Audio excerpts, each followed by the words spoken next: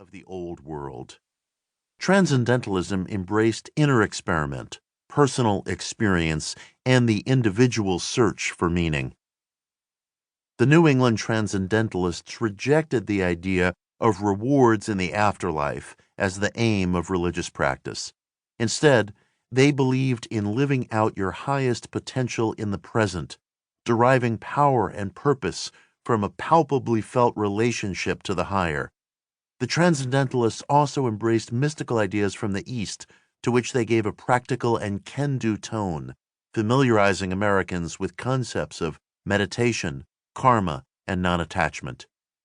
Thoreau and Emerson further drew upon esoteric ideas from Hermeticism, the Greek-Egyptian philosophy that flourished in the decades following Christ, to suggest the creative and causative powers of the human mind and how to apply them in the here and now. Thanks in part to Thoreau, the idea of the individual spiritual search now seems like a national birthright. In polls, most Americans agree that spiritual truth can be found outside of allegiance to any one faith or tradition. Unaffiliated is the fastest-growing category of religious identity. In recovery groups, 12-step programs, and other non-traditional forms of spiritual search, we are encouraged to seek our own conception of a higher power. Even those Americans who affiliate with the traditional faiths are taught to believe that their own paths to the divine are many, that the gates of prayer and forgiveness are always open, that the house of God, the seat of the ineffable, exists all around us. A spark of divinity, many believe, exists within. Such concepts were foreign, if not heretical, in the hierarchical religiosity of the Old World. Consider, for example, the physical structure of the 14th century Pope's Palace in Avignon, France. In the enormous church that dominates the palace's ground floor, the front pews were naturally reserved for aristocracy. A few rows back, space was reserved for those who served the powerful, such as merchants and teachers. And the remainder of the enormous cathedral was designated for everybody else. Here was a structure built in the name of a man who taught, "Blessed are the poor in spirit," resembling nothing so much as an emperor's court. Thoreau and Transcendentalism upended that.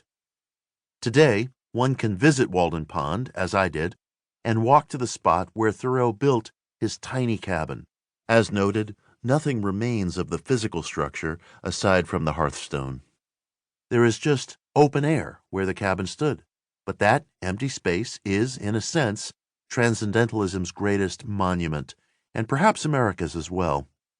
One can stand in this space and feel that this is a place in which one individual lived, determined to learn what it means to be a real human being, to look inside life and discover what really penetrates the human psyche. It is an invisible monument to the quest to know oneself. It is America's Sphinx, and that is Transcendentalism. Read Walden not because it is old and venerated. That is the last thing Thoreau would want. Read it because it summons you to all that is new within yourself, to ask, to seek, and to experiment. These are the most radical acts a person can undertake. These are Thoreau's tools. This condensed edition of Walden brings you some of the most valuable ideas in the book. I hope that you will return to it several times and read the original itself.